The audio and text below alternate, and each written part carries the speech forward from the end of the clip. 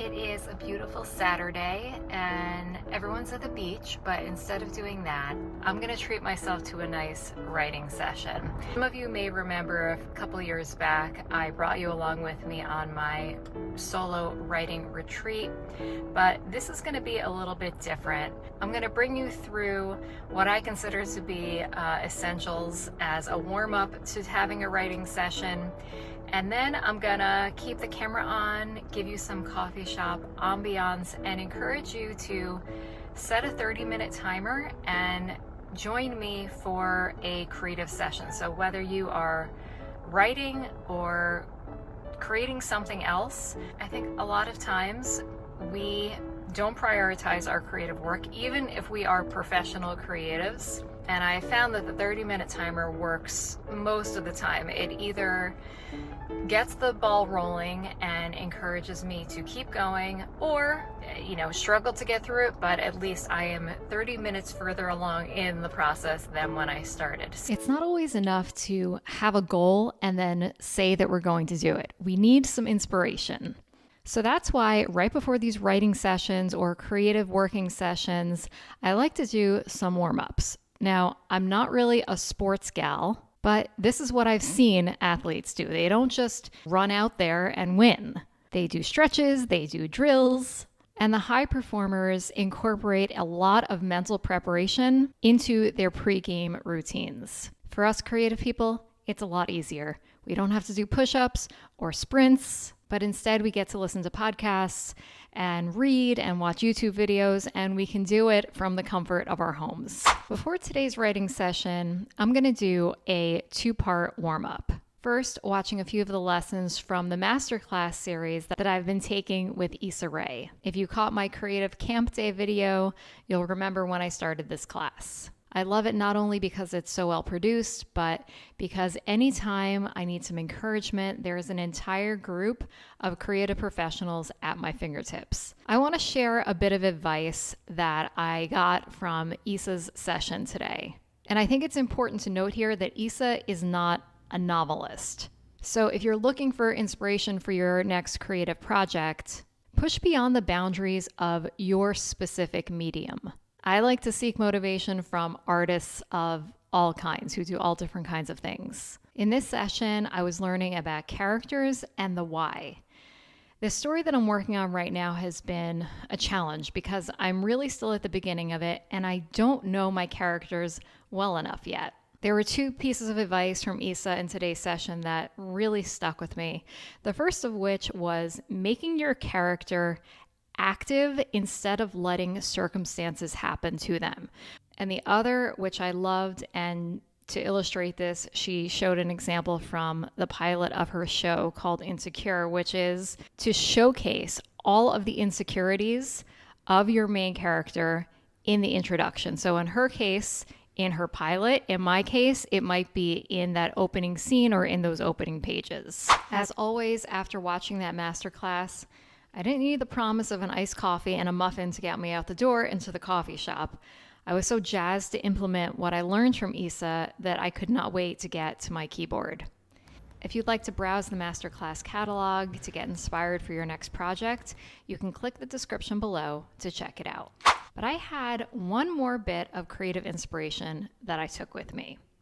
If you've been connected with me for a while, you know that I'm a podcast girl. I co-host 2 podcasts, and I am plugged into a rotating catalog of shows as I go throughout my day.